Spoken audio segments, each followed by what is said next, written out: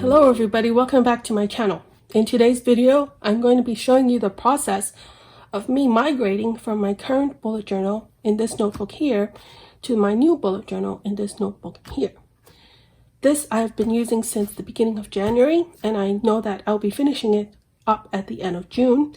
And this one I'll be starting it new or fresh in July, and hopefully this will last me until December of 2020. Now both of these notebooks are made by the same company. It's Chuyu Culture, and it's not like a regular bullet journal with just blank grid or dot grid or lines. It is a dated planner. It's a 1 day, 1 page planner. Both of these are. It's just that this is in the B6 size and this is in the A5 size with the exact same content as the B6 size, except I had it cut down from the A5 size to the B6 size. So comparing this notebook is a little bit shorter and a little bit narrower. I've explained all of my reasons for doing so in a previous video. So essentially they're the same thing, but this has an added challenge because not only is it a dated planner with extra pages that I can't really use, it's also got that factor of me having cut off the pages, part of the pages, so that it's even less usable. That was the first thing I had to decide. What was I going to do with those pages? So let me give you an example of what I'm talking about.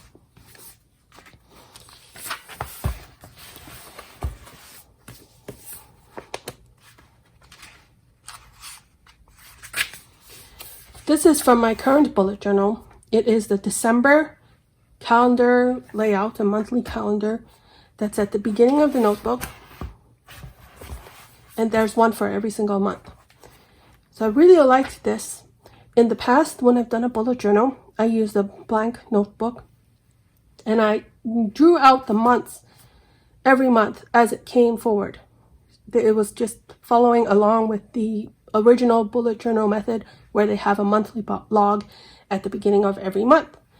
Whereas this one, because it's a dated planner, all of these monthly calendars are at the front. I realized that when I was doing this, I really liked having it at the front. If I looked at this new bullet journal of mine, which is the A5 size cut down, it has cut off the top and the side.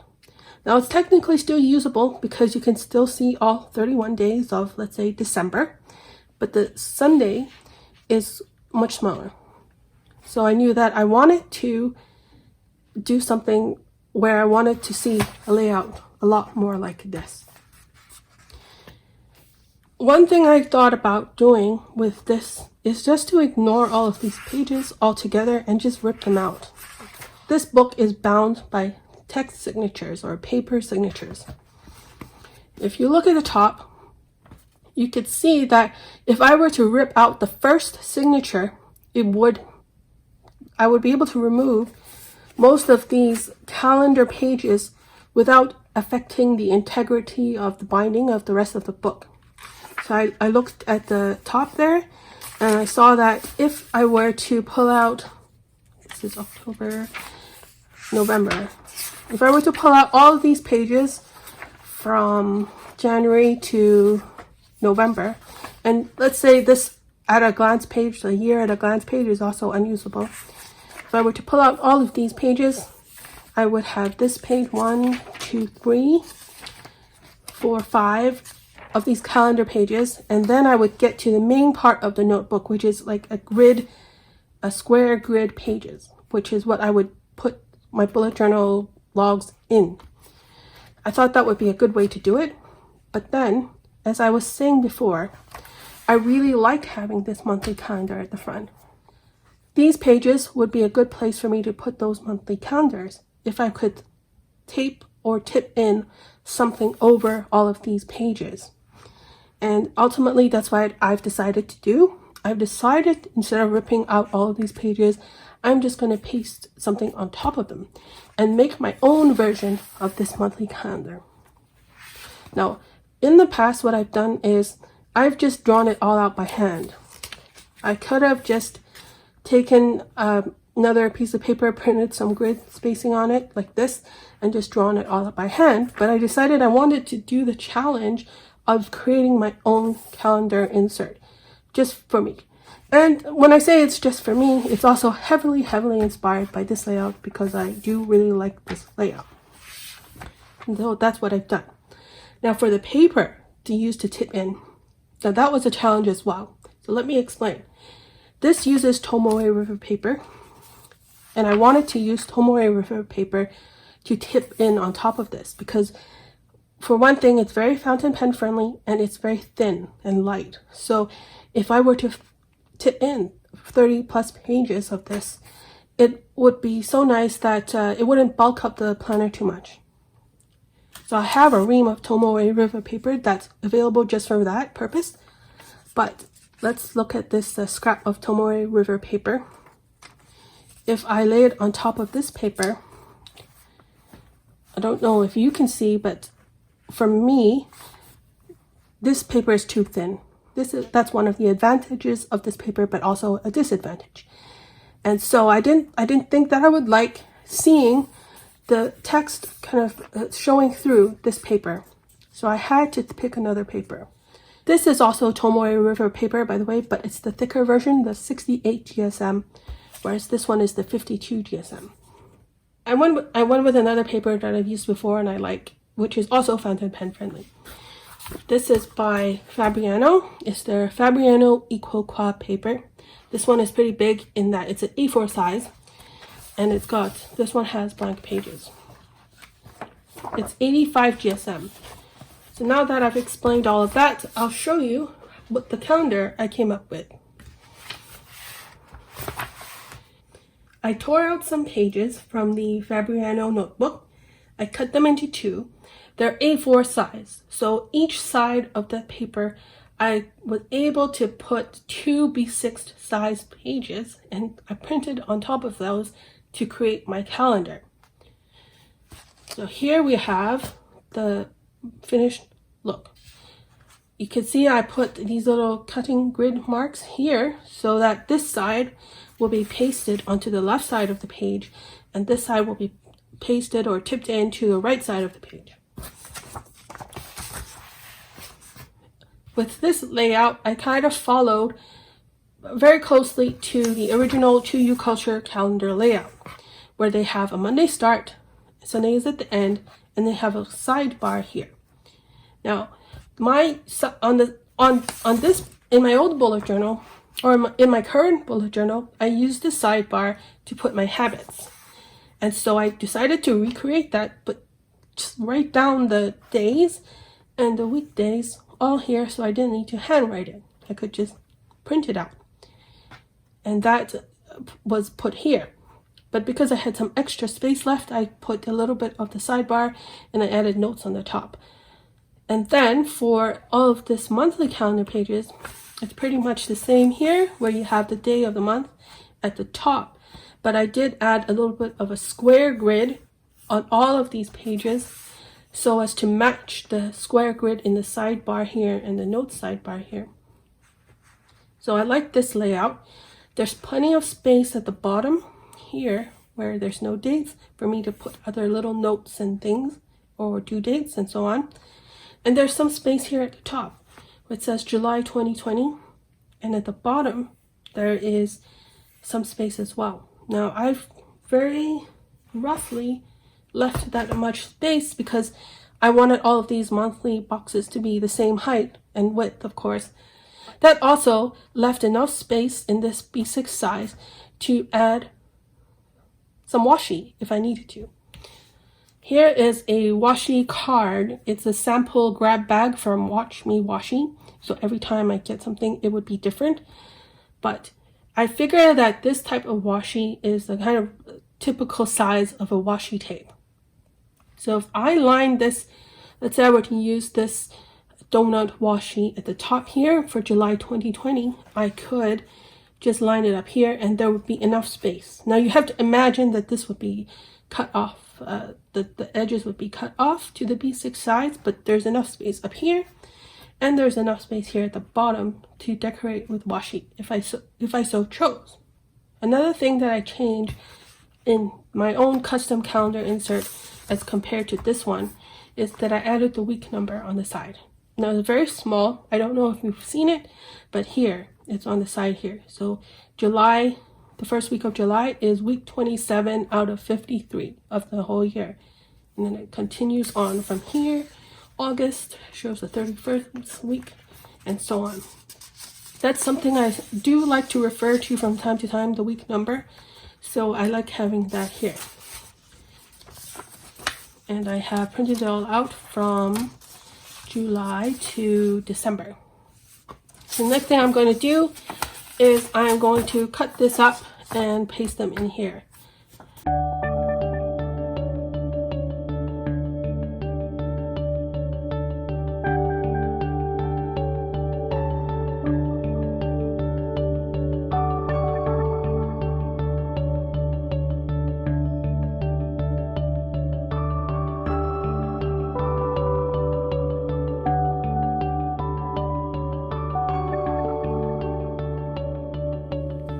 Now at this point, I've realized something. When I designed this calendar insert, I made it to be the exact same size as this notebook here. Which means if I tip something in, it's going to be a very tight fit. So what I want to do is I want to trim off the edges of every single one of these to make it a teensy bit smaller. It is now another day, and guess what happened? I left the ceiling fan on in my room as I was recording because it's very hot, and I didn't realize that the ceiling fan would be picked up by the camera. So now all of the audio is messed up on this part of the video.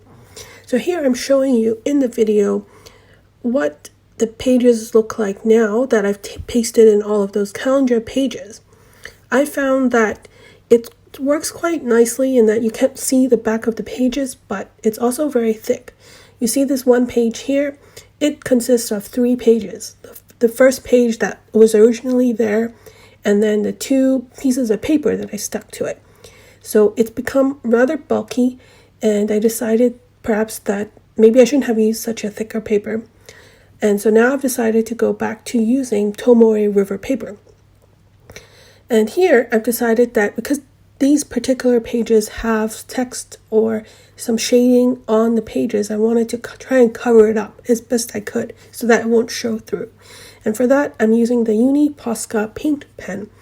I saw this recommended by other YouTubers, and it's just kind of like a whiteout. It deposits a thin layer of paint over the page, and it's nice because you can write on top of it much better than you could with whiteout.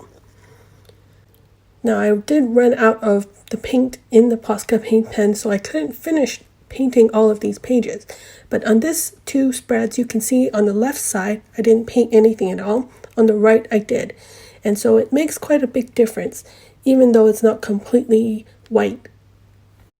For the remainder of the pages that I needed to cover up, I decided to use a printable. Now these printables I'm showing you here is from a company called Sterling Ink. I got this in the B6 size. I got it customized because originally they were 5mm spacing, but I wanted 4mm spacing to match the 4mm spacing in the rest of my notebook. So here I have 3 different types of printable. One is lined. This one is a list, so it's lined with a circular checkbox at the left, and this last one is just a grid. Now all of these have a very beautiful floral pattern all around the border, which is why I picked it. Otherwise, I would have been happy with a just blank square grid or dot grid the page. But because this is at the front, I just thought I'd try it anyway. Continuing with another voiceover, I've now cut out all of those printable pages, and here I'm just showing you. They really just look very pretty. I really like the border and the background. I did use my inkjet printer so that I could get color, but what I found with my inkjet printer was that it is a bit finicky. It's hard to print Tomoe River paper with that printer, so I ran into a couple of issues. And another significant issue is that it put too much ink onto the paper, so now that when I flip over to the other side, there's bleed through from that ink. But since I'm pasting it into my journal and I'm only showing one side, it doesn't really matter. Next, I'll be showing you how I paste it into my bullet journal. I'm using the Tombow permanent adhesive, which is like a tape runner. Before, for the calendar pages, I was using a Yoo-hoo glue stick, but I ran out of that glue stick. And so now this project is pretty weird. I ran out of the glue stick. I'm very close to running out of the tape runner right here, and I also ran out of the paint pen.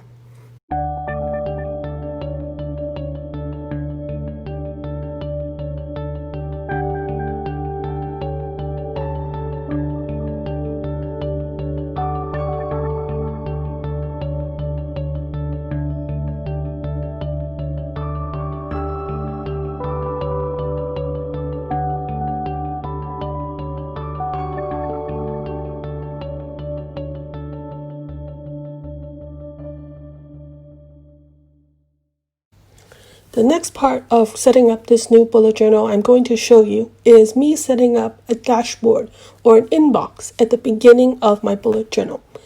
Now, I'm going to first show you what this dashboard or inbox looks like in my current bullet journal.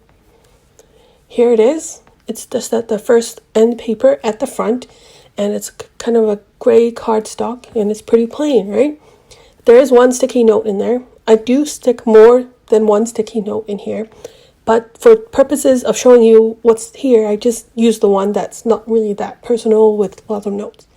So I use this page as a kind of a temporary place to put in those random notes that I will end up throwing away eventually. So do refer to this page, but I never really thought that much about decorating it. I have seen a lot of people on YouTube, on Instagram, doing such things by covering them up with washi tape. More specifically, I saw a video by Robin from Talks from the Heart. She did a tutorial on how to do that.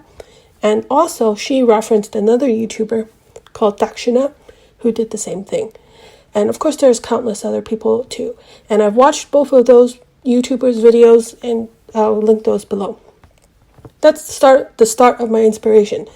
But I didn't want to really cover it up entirely with washi tape because I don't have that much washi tape. So I decided to use what I have, and that is origami paper. This is the sheets of origami paper that I have. It's got a polka dot design. It's 15 centimeters by 15 centimeters. And this one is pink. It's got polka dot design on it, and it's got a metallic finish. So if you kind of tilt it on the light, depending on what you do, it either looks metallic, like a metallic silver or white, and on other parts it looks kind of like a pink.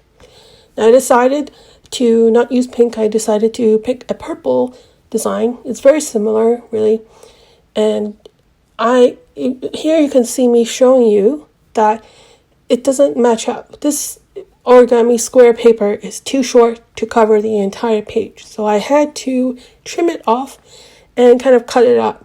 So here is the actual purple dots. It's very similar to the pink I was showing before, but now it's shorter. And then the excess part I had to tape to cover up the top and the bottom. So in a minute, I'll be opening it up and showing you what I've done already. I decided to do half of the page and then continue on with the other half of the page for reasons which you'll see soon. All right, so here's what it looks like. I have the origami paper as a backdrop, and then on top of it, I've used some washi tape to kind of form a shape. And on the other side, how I kind of lined up the washi tape, I used the other side as a guide. And why did I do this design? It looks like the letter Y. Okay, just imagine that both sides have washi tape. I use the letter Y because Y is the initial of my name. And so it has some washi tape. It kind of has some nice decoration. It's a turquoisey washi tape, skinny washi tape as well. So that now here there's some kind of space on the two sides of the page where I can put those sticky notes. So there's still space for the sticky notes while I have a little bit of decoration. Now, looking at it now, you can see the washi tape is very kind of bubbling up, but it still looks okay. I think it's just the nature of washi tape, I suppose. Here I am now applying tape runner to the origami paper and trying to apply it into my bullet journal. I did run into problems with the tape runner because this origami paper is really more like a very thick tissue paper. And I noticed that the fibers were coming off of the tape and they were kind of sticking to the tape and it wasn't very secure. So instead I switched to liquid glue. I ran out of the glue tape, I didn't use the tape runner, and so I had to use liquid glue, which is a little bit annoying because you can easily use too much glue there and it can make the paper warp. So that's exactly what happened. The origami paper warped a little bit. But the end result isn't so bad if you don't look too closely. Here you can see me applying glue to the edges of the origami paper to make sure it sticks down correctly. And at this point, I decided to start recording me applying the washi tape. Also, here is the point where I think I will stop this video. I will make another video in which I'll do a flip through of the entire bullet journal and how everything has been pulled together after all of this. So hopefully you did enjoy seeing me decorate this bullet journal. I know that not everybody is going to do the same thing because for the most part, people who use a bullet journal don't have these kind of dated pages that they need to cover up. They just have a blank notebook. But I thought it was fun to show you the process, and then it'll be fun to show you the end result, see how far that I've gotten. So thank you very much for watching along with me, and if you hang on, then you'll see the next video, which I have yet to film, but it's coming. If you have any questions about this, let me know. If you have any suggestions of what I could have done better, let me know. Thank you very much for watching, and I'll see you in my next video. Bye.